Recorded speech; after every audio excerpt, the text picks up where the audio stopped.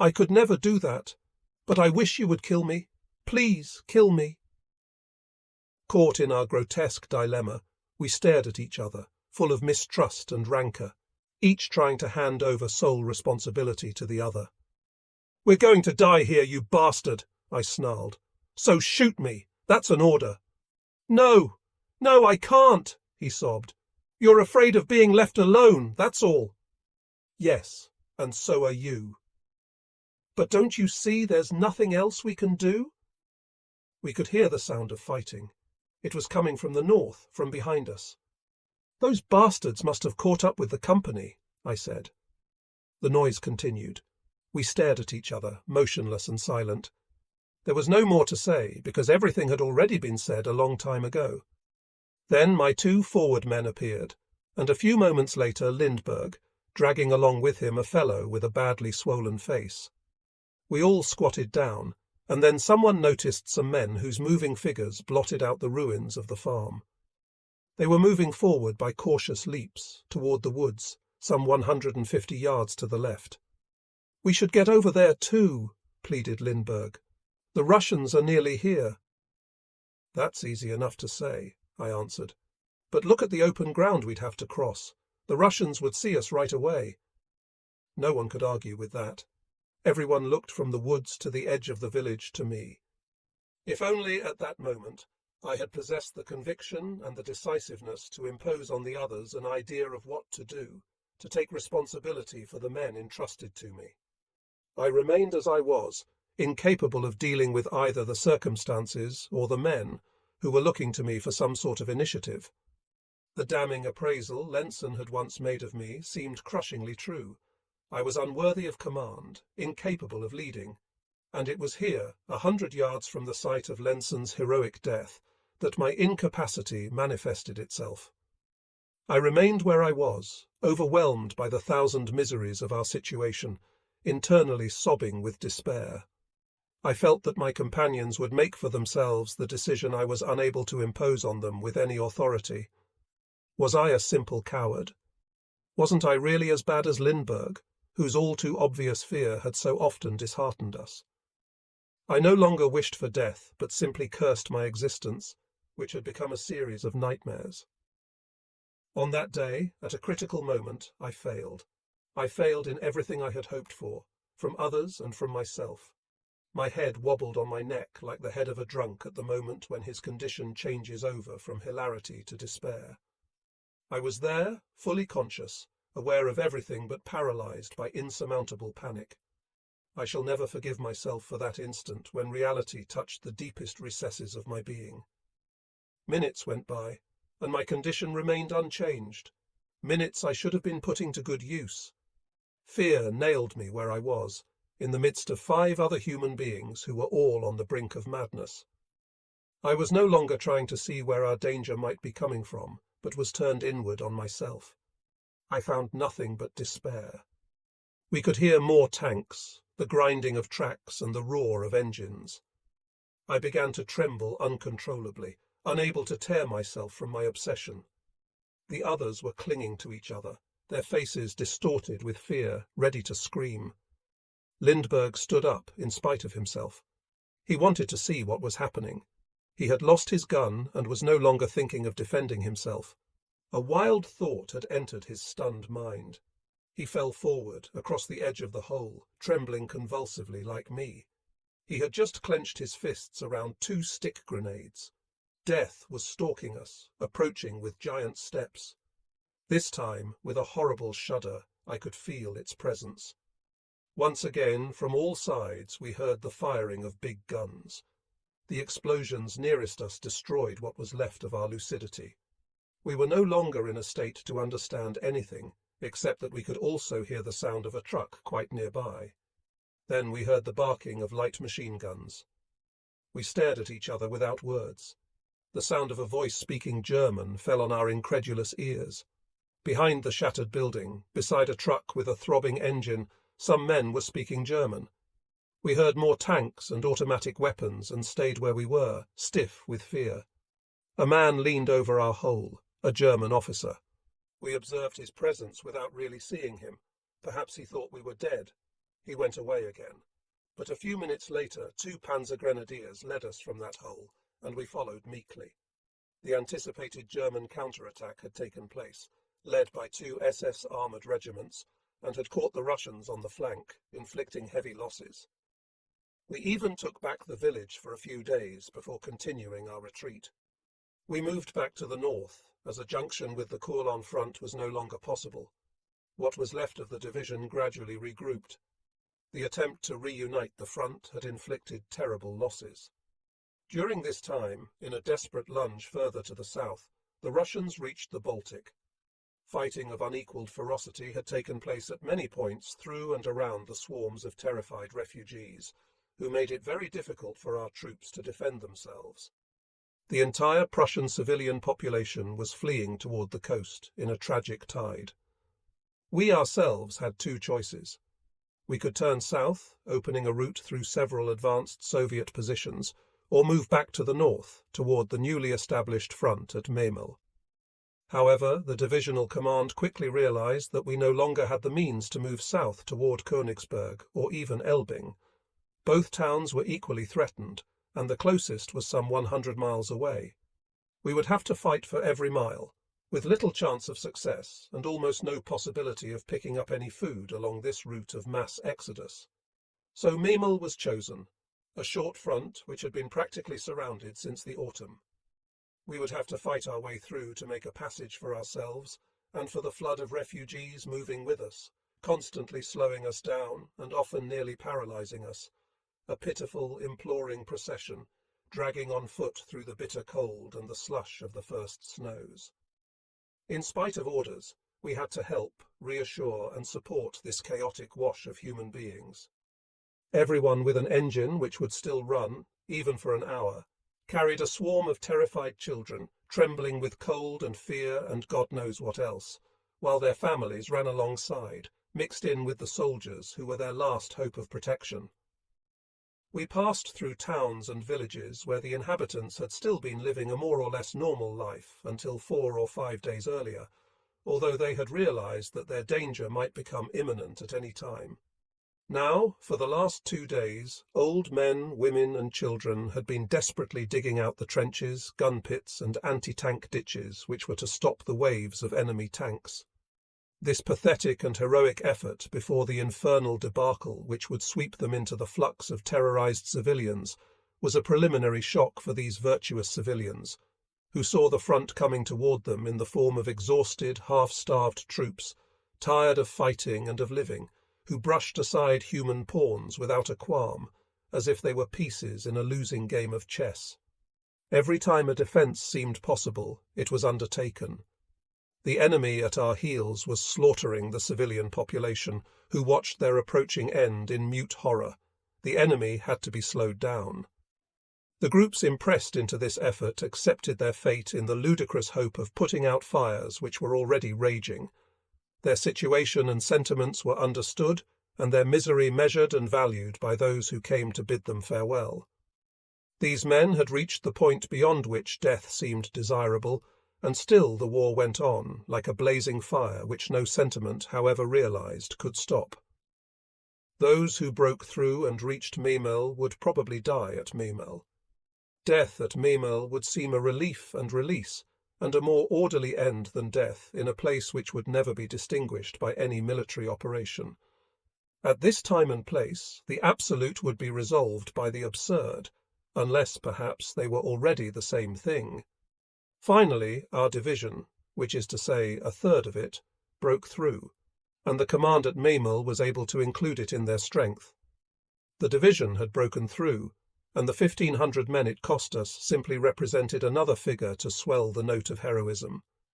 For those who had been in the fighting, besides the men who were killed, the losses included some 20 names which had to be scrubbed from the company lists, including Siemenlace and Vienke. We might perhaps have fought our way into a trap. We even thought that perhaps the Russians had deliberately loosened their grip to let us through.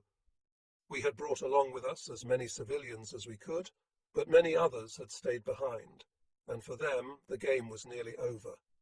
They had to dodge the tanks pursuing them, and multiple barrages of howitzers and quadruple machine guns and Ivan's bayonets, all of which is very difficult for a mother with an infant at her breast and a small child hanging onto her skirts. But after all, everyone is born to die. We arrived in Memel with trucks pulled by men and tanks serving as locomotives to trains of incredible length. We had reached the absolute limit of our capacities. Everything which still possessed a shred of human or mechanical life was moving, suppressing misery to a sense of gratitude that so much, at least, was still allowed them. Bombings stopped only those who were definitively dead. The rest, the merely wounded or dying, kept on, with burning eyes, pushing past the collapsing and the collapsed, whose bodies lay strewn along the road. The town of Memel was still alive, in ruins beneath the flames, the smoke-darkened sky, the throb of Russian fighter-bombers, the heavy artillery, the terror, and the whirling snow. Once again, I cannot find the words to describe what I saw. My impression is that all words and syllables were perfected to describe unimportant things. Words cannot describe the end of the war in Prussia. I was part of the exodus in France, fleeing the German troops which I later joined, and I saw mothers asking for milk at quiet farms. I also saw overturned cars, and was once even machine-gunned near Montargis. But my memories of all that are touched with only a small degree of anxiety, which is even somewhat intoxicating, like the memory of a trip on which one was not alone. Also, in France, the weather was beautiful. In Prussia, it was snowing, and everything had been destroyed all around us. Refugees were dying by the thousands, and no one was able to help them. The Russians, when they were not fighting our troops, pushed the tide of civilians along in front of them, firing at them and driving tanks through the terrified mob. Anyone with a little imagination can try to conceive what I am talking about. Cruelty has never been more fully realized, nor can the word horror ever adequately express what happened. We had reached the Memel cul-de-sac, a half-circle about 15 miles across, backing onto the Baltic, whose cold grey swells rolled in under a thick blanket of fog. We held this constantly shrinking space by some inexplicable miracle for most of the winter, harassed by continuous bombardment and permanent attack from the Russians, whose strength grew steadily as hours dwindled, overrun by thousands upon thousands of refugees. The extreme misery to which these people were reduced can never be adequately described. They waited at Memel to be evacuated by sea before the troops were taken off in mid-December. The ruins of Memel could neither hold nor shelter the large segment of the Prussian population which had sought refuge there. This population, to which we could give only the most rudimentary help, paralysed our movements and our already precarious system of defence.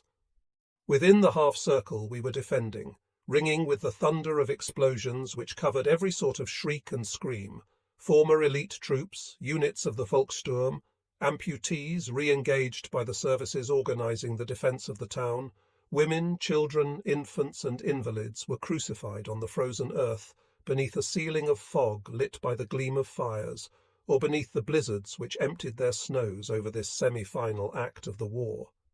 The food ration was so meagre that the occasional distributions which were supposed to feed 5 people for a day would not now be considered enough for a school child's lunch. Appeals for order and observation of the restrictions rang incessantly through the fog, which in part veiled the scene. Ships of every kind were leaving by day and by night, loaded with as many people as they could carry. Long files of refugees, whom the authorities tried vainly to register, moved toward the piers, creating targets for Russian pilots that were impossible to miss. The bombs opened hideous gaps in the screaming crowd, which died in fragments beneath these blows, but remained in line in hopes of getting on the next ship. These people were exhorted to patience, reminded of the rationing, and told to fast while they waited for deliverance. Old people killed themselves, and mothers of families would hand their children over to another woman, begging her to feed them with the ration card she herself was giving up. A gun taken from a dead soldier would accomplish these jobs. Heroism and despair were closely intertwined. The authorities tried to keep up the spirits of the crowd by speaking of the future, but at that time and place, everything had lost its importance. These martyrs often watched suicides without really trying to stop them. Some, in a surge of madness, shot themselves on the pile of bodies which civilian aides collected in each district. Capitulation would at least have put an end to this hideous nightmare, but Russia inspired such terror and had demonstrated such cruelty that no one even considered the idea. We had to hold, no matter what it cost us, until we were eventually evacuated by sea. We had to hold or die. Or perhaps the High Command had another idea. Perhaps they were planning to transform the stronghold at Memel into a bridgehead from which they would launch a counterattack to split the Soviet thrust. This last speculation struck those of us holding the town as sheer fantasy. However, soldiers were still landing at Memel as the civilians left. We could only suppose they had come to strengthen our position. The idea of a counterattack seemed entirely unrealistic. Here we fought with the stubbornness so much admired by the High Command, solely because we still hoped there might be some sort of launch left at the end to take us out after the last civilian had been evacuated. We had to hold on, even if despair had separated us from all other human conditions. At Memel, no one could stay out of the fighting. Children and young girls dried their tears and helped the wounded, distributing food, resisting their desire to devour it, and suppressing horror and fear which were so fully justified. They performed tasks which their overburdened elders gave them, without argument or complaint. One either died or lived. No intermediate condition could be given any consideration. The children all felt this fact, without discussion or explanation. Those who survived this dramatic training would never be able to take the normal difficulties of normal life seriously. The German people really experienced the depth of things, and left me with an ineffable feeling of respect, which I can describe no further. In the disorder of our advanced positions, civilians sometimes became directly involved in the fighting beside the soldiers. These civilians were often women. At the price of heavy sacrifice, the front held. By held, I mean that it did not crumble altogether. In fact, it was constantly yielding in one or several places and constantly shrinking. The long anti-tank trenches we had dug beforehand played a large part in the consolidation of our defence. The Russians depended above all on their aviation and their heavy artillery, which they strengthened constantly to knock us out. Nonetheless, their attacks cost them heavily. The contraction of our front allowed us to concentrate our defence. Memel was ringed with innumerable carcasses of Russian tanks, and there were as many anti-tank gunners as there were ordinary soldiers. Carloads of mines were driven out by civilian volunteers and placed in front of our defences by the infantry in the course of small counterattacks organised solely for this manoeuvre. We were defenceless only against aviation. Russian fighter bombers flew over continually. To the northwest of our position, the remains of several dismantled railway carriages underwent 8 attacks in 2 days. What was left of our anti-aircraft defence was concentrated around the piers, where the peril was greatest. This target constituted a real danger to the Russian pilots, who preferred to attack the rest of the stronghold, where there was no serious resistance. Thus, despite the hell of cold and fire and shortage, despite the names scratched daily from our lists, Memel, almost incredibly, held. Then, one grey afternoon, some elements of our famous division were regrouped at a precise point. Ammunition for an offensive was handed out, and we were given 2 tins of food each, without regard to the contents. Some received a pound of applesauce, others a pound of margarine. However, these variations seemed insignificant compared to the fact that the ghost of German military organisation was still functioning during those days of grace on the fringes of a disintegrated city, which would still be known as Memel for a short time. Supplies, although obviously rationed to the limit, were still distributed before an offensive.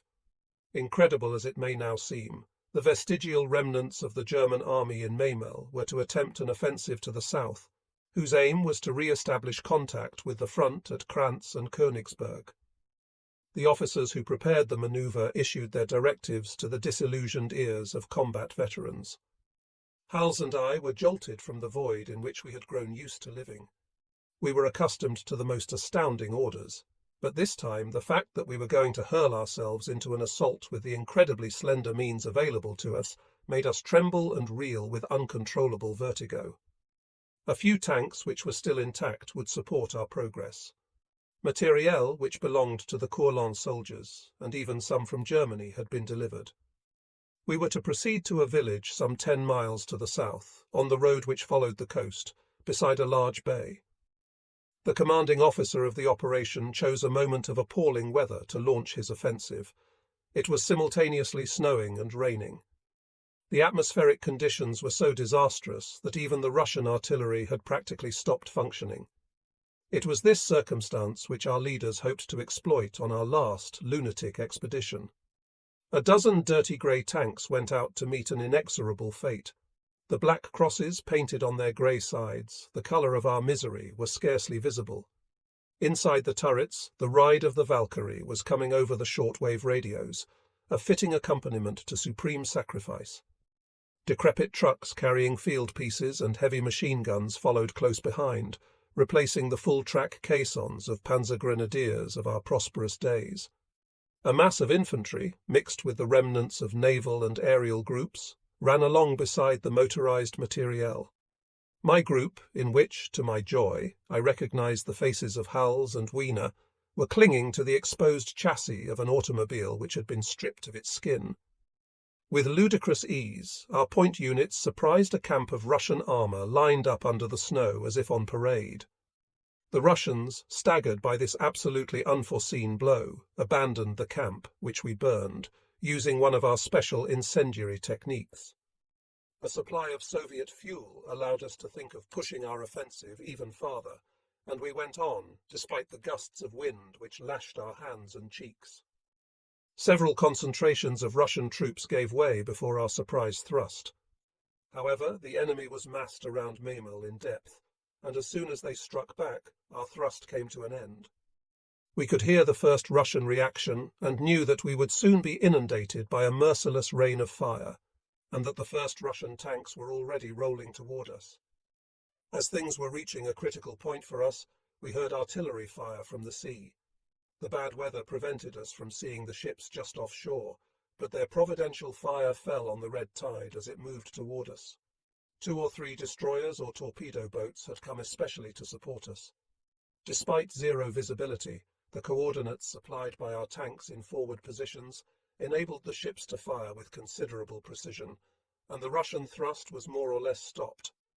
It was also possible that the Russians, who were further inland, misjudged the source of our fire and supposed that we possessed more ground artillery than we actually did.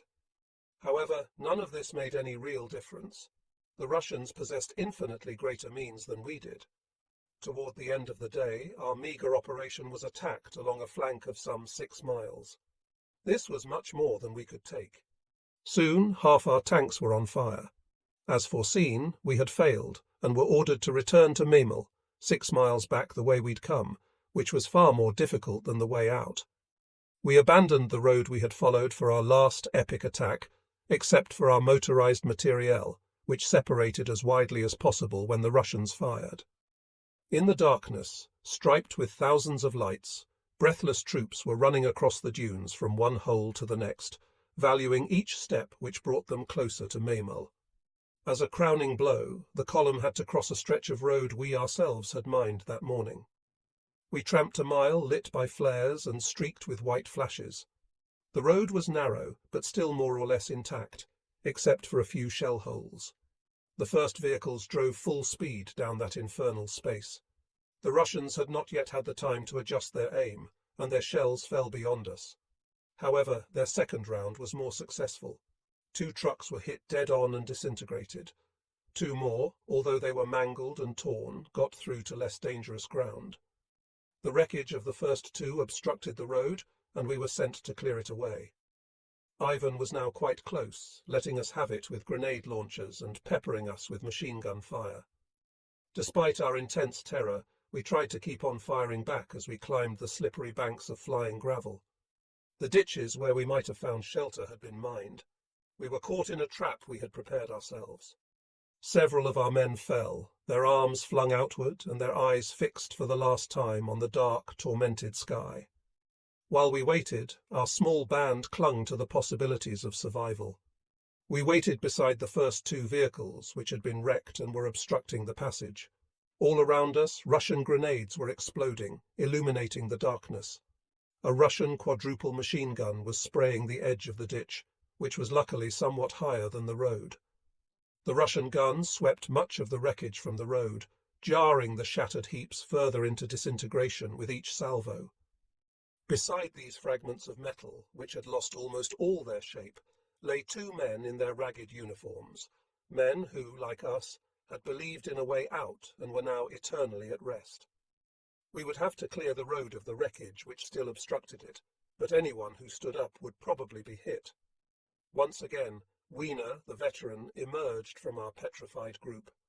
On his knees under the flying bullets, he hurled a grenade at the first heap of metal and blew it from the road. The second wreck went up the same way. The third, a 3.5-ton truck, required 4 grenades. Unfortunately, the wounded men inside the truck were blown up too, but that's war. Toward midnight, at the height of the storm, 2/3 of our men were back in Memel. The command had become aware of our enterprise and had provided covering fire. In a state of exhaustion, we arrived at the rear of our entrenched camp. Inventory of the missing was taken outside, among the ruins of a bathing establishment. Then, in the perpetual roar of noise from the front, we settled down and tried to sleep, even though the circumstances were so heavily against it that the attempt itself was an act of heroism. The next day, toward 11 in the morning, when we had finished eating the rations distributed before the offensive, we were sent back to posts which had to be defended. In our dramatic situation, our rest periods could not be of any greater duration. Civilians continued to embark, despite all the risks this entailed. Seas were running high, and all the buildings were covered with frost. Their human complement was waiting to leave from the jetty. Although the waves sprayed their bluish faces, there wasn't the slightest murmur of complaint. Our troops continued to deny the Russians access to the town and its immediate surroundings. The possibility of evacuation by sea represented such a lifeline that a maximum effort was mounted to make it possible for us to hold on. Food, munitions, and medicines were sent in. On certain days, our hammering from the Russians seemed to be diminishing, and despite the cold, which grew daily more intense, life seemed easier. We didn't realize that the Soviet armies were concentrating their efforts farther south. Königsberg, Heiligenbeil, Elbing, and then Gotenhafen were increasingly threatened. The problem of refugees, as I learned later, was 10 times greater in those places. The Russians abandoned Memel for the moment to cut further into Prussia, where they were met with desperate resistance. However, they swept it all aside. The 3 powerful Soviet armies which had entered German territory possessed means infinitely greater than those remaining to us. In addition to this, they were inspired by savage feelings of vengeance. The tortured population of Prussia was indelibly instructed in what this meant. Elsewhere, scattered through the population, were Lithuanians, anti-communist Russians, Poles, and even English and Canadian prisoners who shared our fate, even at Memel. The general terror of Russia superseded all national divisions and differences of opinion. It was a brute fact, simple and unassimilable. When no other course was possible, everyone fled, even the English and Canadian prisoners. The likelihood of being distinguished by the Russian assault units was too doubtful. Women of all ages were exposed to another form of outrage.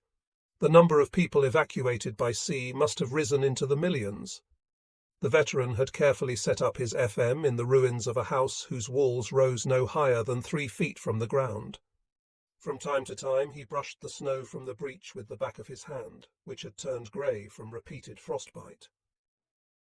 Since our last attack to the south of the town, the veteran seemed to have regained his calm. The nervous excitement that affected all of us no longer seemed to touch him. He no longer took part in our desperate discussions, and seemed to have separated himself from all our sufferings. The war, the cold, and all the other horrors which plagued us no longer seemed to touch him. His manner was strange, and we wondered about his frame of mind.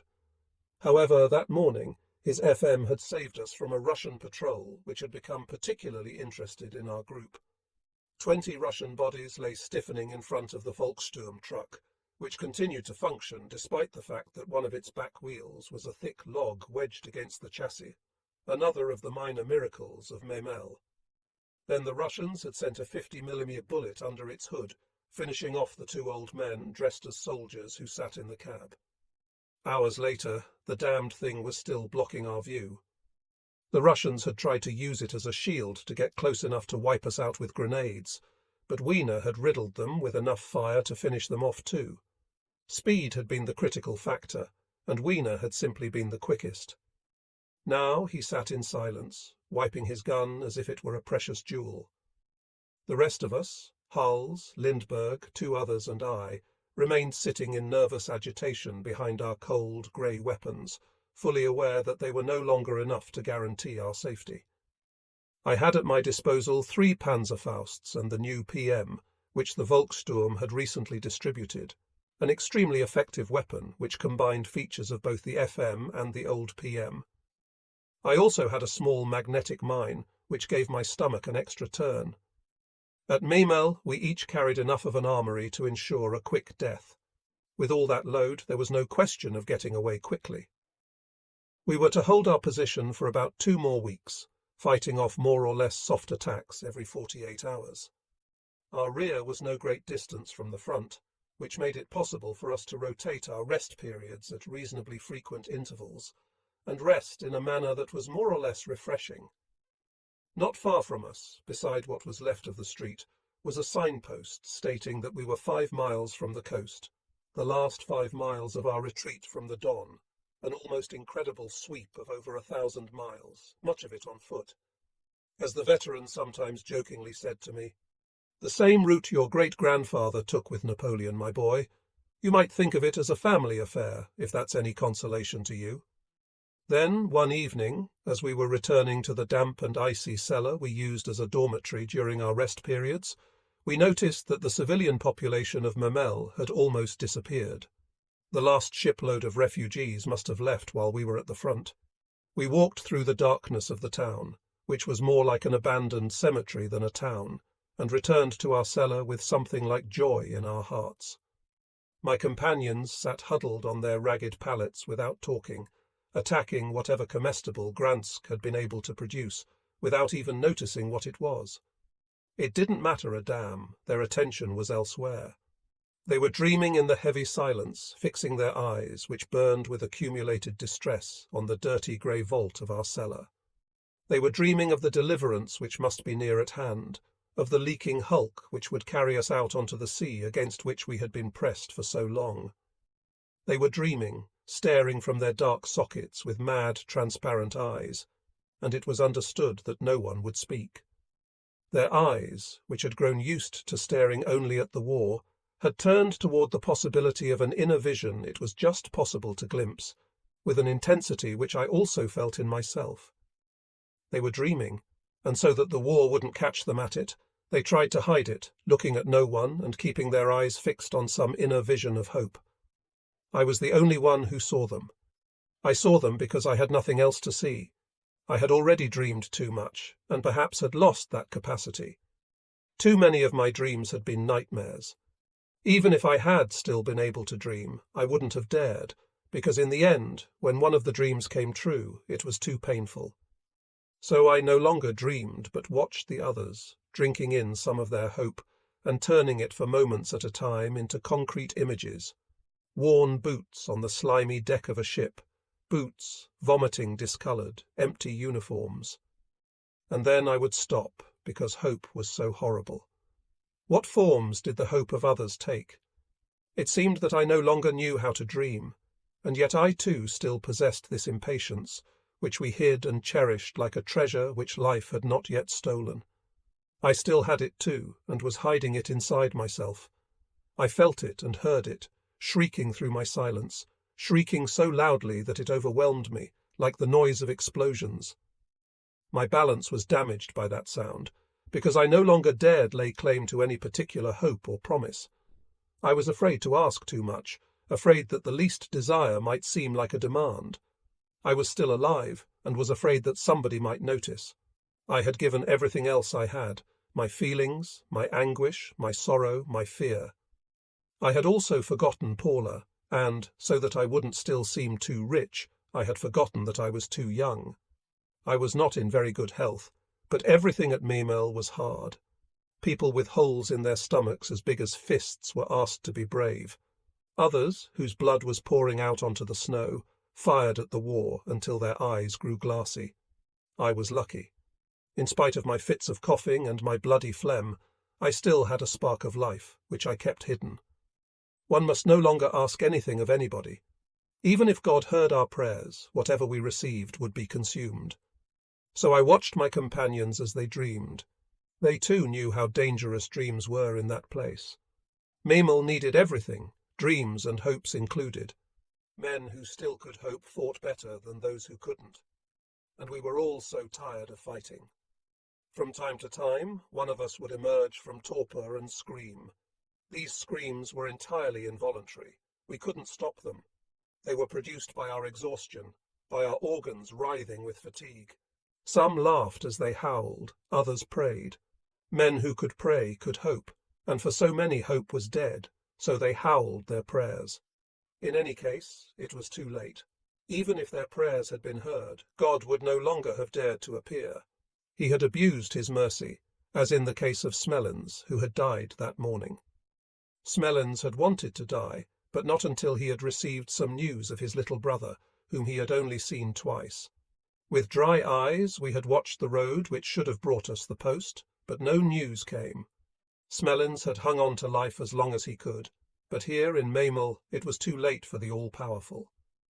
During the following days, the first military evacuations took place.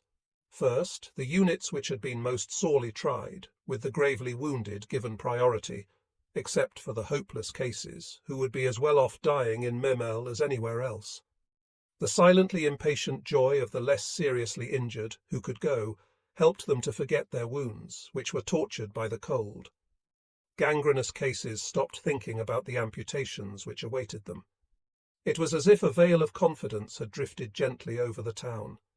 Except for the planes, which hammered at us continuously, life might also have become life again. Ships gutted by bombs blocked the approaches to the piers.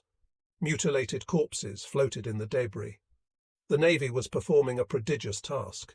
We would have been lost without it. A barge packed with men had been bombed amidships by an adroit pilot who hit the bullseye the first time. We were summoned from our rest period to deal with the mess. I shall omit the details, the memory of which still nauseates me. Our boots were red with blood. The human refuse which we threw off the front of the half-submerged wreck drew a throng of fish, and the smell of bodies torn open by gaping wounds is beyond expression, even though the water washing over the carnage diminished it somewhat. The water in which we worked at first seemed warm in comparison to the air. After a short time, however, it began to seem like torture.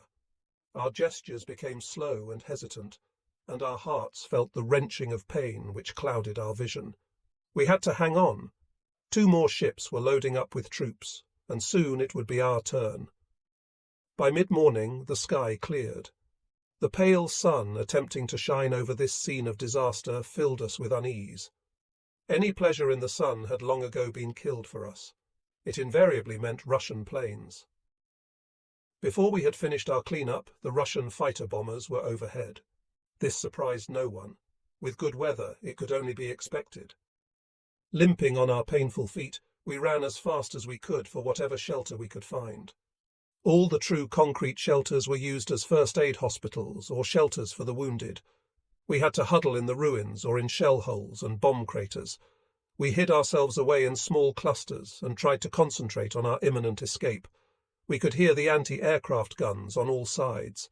Perhaps they would keep the planes away from the port itself. But then we heard planes flying low overhead, making the icy air around us vibrate with their passage. We watched them, rubbing our fingertips, which were numb with cold, as they passed over the ruined town, and the men in rows, bowing beneath them like grasses in a wind.